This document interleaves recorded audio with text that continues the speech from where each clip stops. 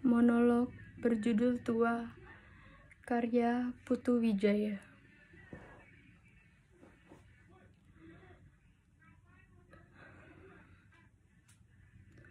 Di depanku berdiri seseorang, barangkali sudah kukenal. Mungkin juga tidak. Aku tidak tahu siapa namanya. Perawakannya sederhana. Ia tidak membawa apa-apa.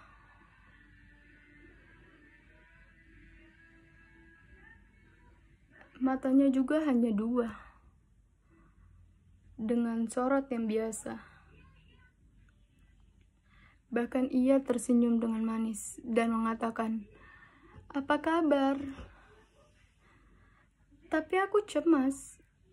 Aku merasakan ada bahaya dalam ketenangan. Sedang merambat perlahan-lahan, hendak menjangkau leherku.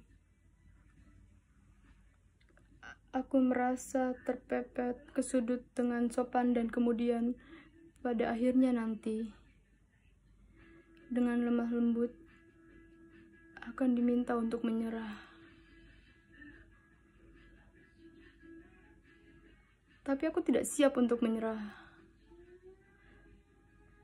Karena aku merasa masih perlu untuk berjuang. Kalau diberi kesempatan lebih lama, mungkin aku sanggup bekerja lebih baik, termasuk memperbaiki kekeliruan-kekeliruanku di masa lalu. Sayangnya, waktu tidak bisa menunggu. Orang itu bertambah dekat. Akhirnya aku terpaksa membela sebelum diserang. Aku memanggil, "Ya Allah, apa yang harus aku ambil?" Di sana hanya ada sebuah kursi. Kursi itu terpaksa aku angkat. Kemudian aku lempar kursi itu ke arah orang. Kena. Tepat. Dan langsung terluka.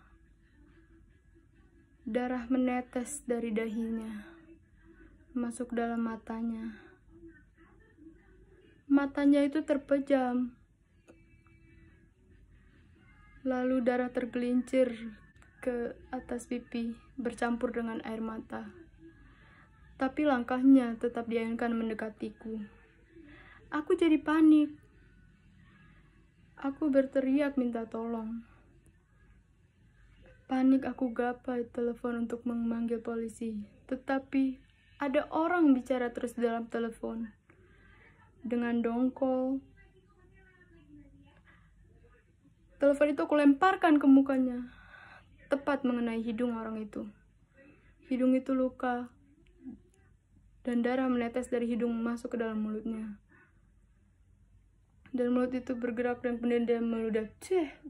Dan dia meludah kental darah. Dan aku mundur, merapat ke tembok. Dan dia mulai mendekat. Aku mulai beringsut. Dan aku mulai menendang, memukul. Sesudah itu aku menggigit. Aku kalap. Aku ngamuk. Aku tidak apa-apa lagi. Karena orang itu sudah terlalu dekat. Baunya terasa. Kemudian aku disentuh. Aku dilandanya. Tidak. Aku gepeng. Aku juga coba meronta. Tapi tak berdaya. Tak ada gunanya aku coba meriak. Suaraku juga sudah mulai habis. Tenagaku terkuras. Akhirnya orang itu masuk ke dalam tubuhku. Ia masuk ke dalam jantungku. Ia masuk ke dalam kepala, ke perut, mengalir ke seluruh tubuhku. Ia menusuk dalam sanubariku. Ia menjalari sukmaku. Dan aku berteriak dengan melengking, "Oh!"